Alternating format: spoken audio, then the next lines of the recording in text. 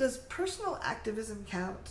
I'm here with Hardy Haberman, and I'm Kathy Bertilli from the intimacydojo.com, and Hardy is a member of Woodhull Sexual Freedom Summit and co-chair of the board. And Hardy, if we do personal activism, if we're not part of a big group and organized to do this, does it really count? Is it making a difference? You know, a lot of people ask me, what can I do to help? Yeah. And I say, look in your local area. Yeah. Find a cause that advances sexual freedom and participate.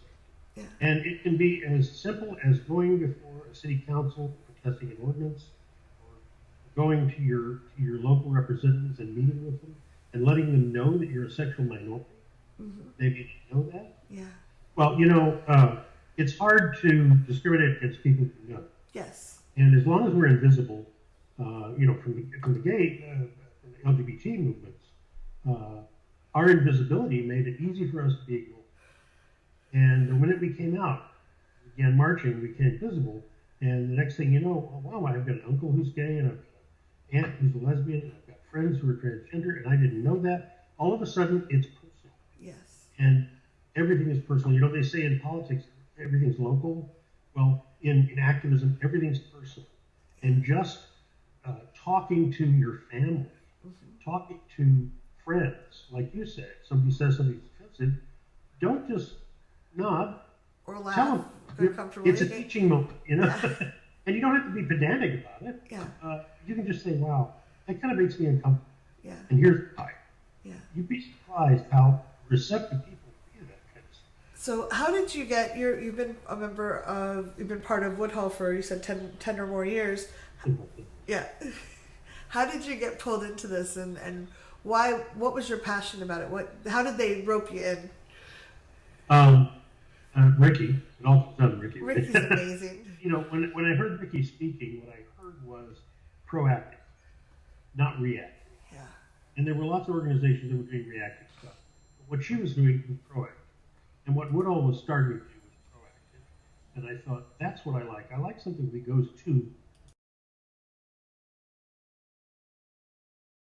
the biggest thing that drew me into it. Yeah. And I guess she sensed that, and she invited me to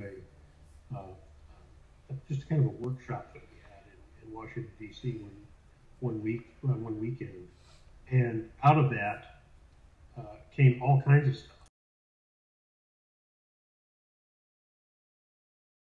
And I said, why don't we have a sexual freedom day when we create Woodhull's birthday? Oh, wow.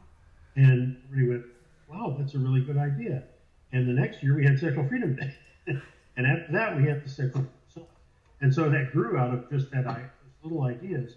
But the fact that just a little bit, you know, just one little idea could spark something that grows into something really important. Yeah. And I liked the idea that I could make a difference.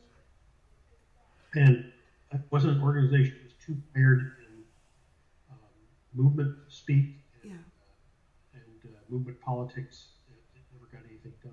Yeah, I really like, it's very agile. Like when I spoke to Ricky about, like, it'd be fun to interview some of the speakers to try to help get more information out there. And the next week we were starting it. It just is very exciting and fun.